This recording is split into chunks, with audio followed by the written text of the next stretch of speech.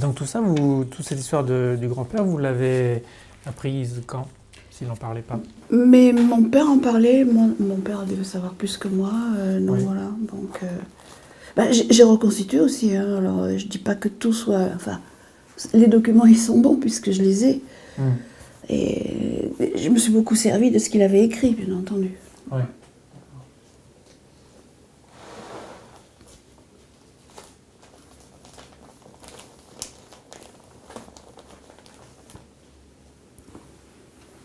Bon là, parce que je parlais aussi que pendant le même temps qu'il était parti, donc ma grand-mère a vraisemblablement fait une fausse couche, et donc c'est marqué là. Donc, je ne savais pas tout ça. J'ai retrouvé, voilà, à cause de la grosse Bertha de l'époque qui avait explosé à Paris, enfin qui avait envoyé des... Voilà. Donc elle était tombée dans l'escalier, elle a fait une fausse couche, et bon, le grand-père ne l'a jamais su, il l'a su qu'en rentrant. Parce ils écrivaient énormément de cartes, Ouais. même pendant la guerre. Hein. Ils écrivaient tous les jours, ça partait des cartes. Oui, il y a eu des millions de courriers. Alors j'en avais aussi des tas et des tas, donc on s'est servi beaucoup de ça aussi. Hein. Ouais. Oui. Bon, disons pour laisser une trace derrière au suivant, parce que bon, après moi, là, je ne sais pas. Et donc, en fait, c'est... Mais il y est derrière, là, donc là, il est là. J'ai mis un truc à chaque fois. Et là, c'est...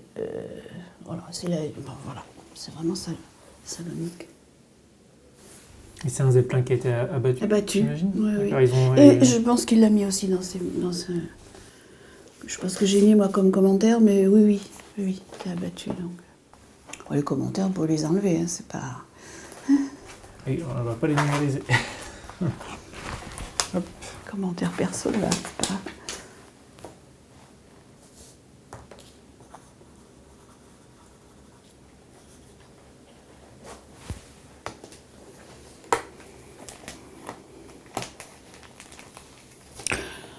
Alors mon père a assisté donc à la signature. Alors c'est marrant parce que mon grand-père est parti de Versailles. Et la guerre s'est terminée à Versailles. Enfin, je veux dire, ça a été signé. Et lui, il était petit chanteur à la Croix de Bois. Donc il est là. Et il a assisté à la signature de l'armistice en question. D'accord. Voilà. Voilà, c'est tout. C'est pour voilà, pour l'histoire de la famille.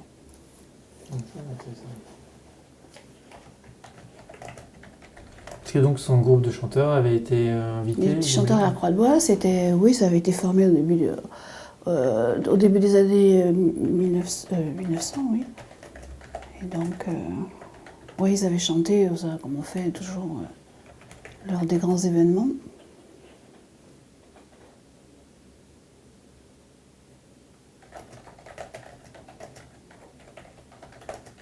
Ça s'appelle la manécanterie des petits chanteurs à la Croix de Bois.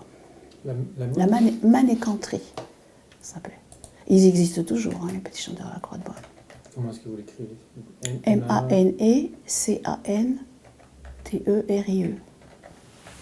Ça, c'est les états de service de mon grand-père, ici.